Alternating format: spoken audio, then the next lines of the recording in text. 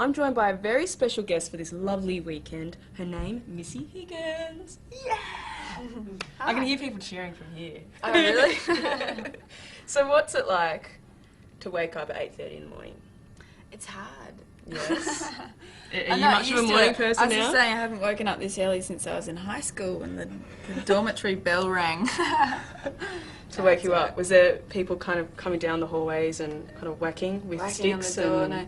I was actually a prefect in high school, so it was usually me waking up earlier and ringing the bell for Really? everyone else to wake up. Yeah. You know how some schools you have prefects for certain areas? Were you the prefect for music? I was actually. Yeah, I was Right. the house music captain. It was my job to get everyone, get like house choir organised and get them all to sing a song for the end of year house music competition. Right. And yeah. Did you kind of get everybody together and kind of tell people to sing certain parts and things? Were you Yeah. involved in that in And depth? it's so cringeworthy, but the song that I chose for them all to sing was that We Are One? We are many.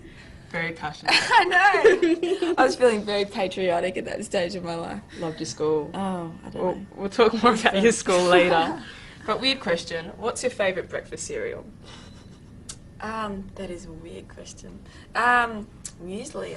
I have bircher muesli every morning. I make it. You make it the night before? Yeah. Really? It's for the last 6 months, that's what I've been doing. And growing It's a up neat at thing. school, was there something like kind of cheap and easy? Oh. Frosty fruits? I don't know. We just used to go. Well, because I went to boarding school, we used to go to the food hall and just get like disgustingly sloppy scrambled eggs and. Oh, nice. Yeah. The joys of grammar school, people. Yeah. And Nice. boarding. But we'll talk more about that soon. Being at Geelong Grammar School Yeah. and the yucky food and all that sort of No, jazz. it wasn't too bad. I don't want to give that school a really Oh, bad. no. name. They're know. still alright. Mass-produced food, it can never be that good, I guess. Yeah, but, being at a boarding school, how often did you get to see your parents then? Probably, I think it was a few times a term you were allowed to go home. Yeah, I mean, right. it wasn't, my parents were from Melbourne, so it wasn't very far away. It was like an hour's drive away, but, yeah, we only got to go home a few times a term. So And then what- on the holidays. Right. So then what was lifestyle like? Were you kind of geared more towards the beach then on weekends, or did you head back into the city? On weekends. We just used to, actually, to tell you the truth, most weekends I kind of spent in the music school playing piano.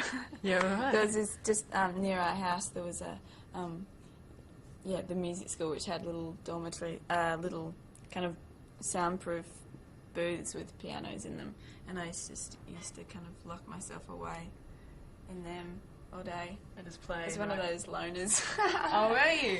So you went with the in crowd? Maybe a little bit. Huh? You went with the in crowd then? Oh, no, I would never say I was with the in crowd. Really.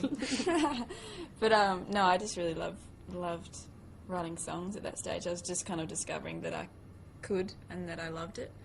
And so, yeah, I guess that was my way of expressing my teenage angst. And did you get a chance to head out to see live music yourself and kind of feed off that? Not so much during high school. On the occasions that I did get to go home, I used to sing with my brother's band, which is kind of like it was this kind of jazz funk band that used to play around Melbourne. So, in that sense, I got to see live music because I was part of it. Very cool. Yeah. And your sister's also a part of this creative family. She used to design clothes, right? Yeah, she used to have a label. Well, she still does have. She has a shop called Nicola. She has 2 shops called Nicola in Melbourne, and she used to design her own clothes and swimwear.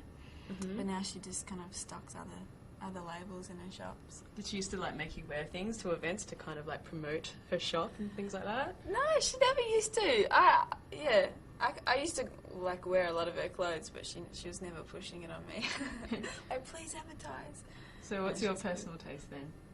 In clothes? Yeah. There's a few Melbourne designers I like. I really like Gorman.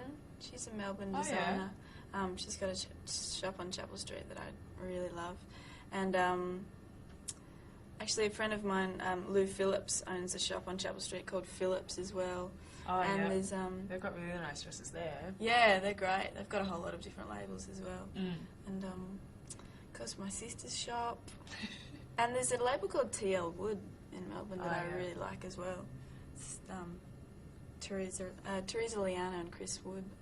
It's got really beautiful clothes in there. Yeah, that's a really diverse mix there. Like, before you got your record deal, you went away and actually went backpacking for a while. Yeah.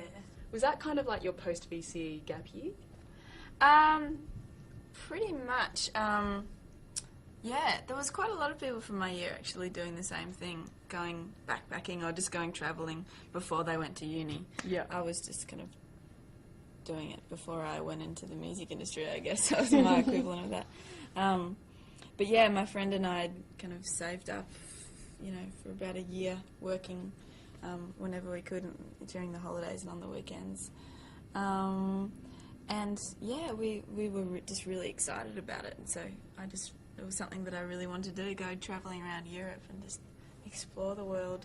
So whereabouts in Europe did you go? We went to Spain, and Italy, France, Switzerland, and the UK. Favourite spots of that mix? They're all just so amazing in their own different ways. I think San Sebastian in Spain, we had the best time. We ended up being taken on this little trip by one of the locals to this village up in the Basque country, and it was a full moon festival, and the whole town was out on the streets just doing donkey races and dancing around the bonfire, and there was live music and dancing going on. Wow. It was just so amazing, and they'd never seen tourists before. Like, no one ever visits this town, so they were all just kind Really? of coming up to us and wanting to talk to us and buy us drinks, and it was really amazing. And donkey races. Right, Donkey races, did you get to bet on a donkey? Just No, we didn't really understand what was happening. We just arrived and there was people whacking donkeys down the down the main street and just cheering each other, and it was really fun. We just kind of were observing all night. And you did the whole hostel thing, but like Yeah. coming from where you're from now, you've done a lot of travelling yourself. Could you ever go back to that kind of a backpackery, sharing communal hostel lifestyle? I mean, I said before, actually, I'd like to think that I could, but it's kind of hard. It's kind of hard when you've been staying in nice hotels for a few years. Yeah, room service and getting your sheets changed and stuff. But I'd definitely like to do it again. I might see if I can do the hostel thing. I don't know if I can stand the flea bites again, though. And the other people snoring, perhaps. Yeah, exactly, and having to lock up your bags. Yeah, It's an experience, though. You got to do it. absolutely.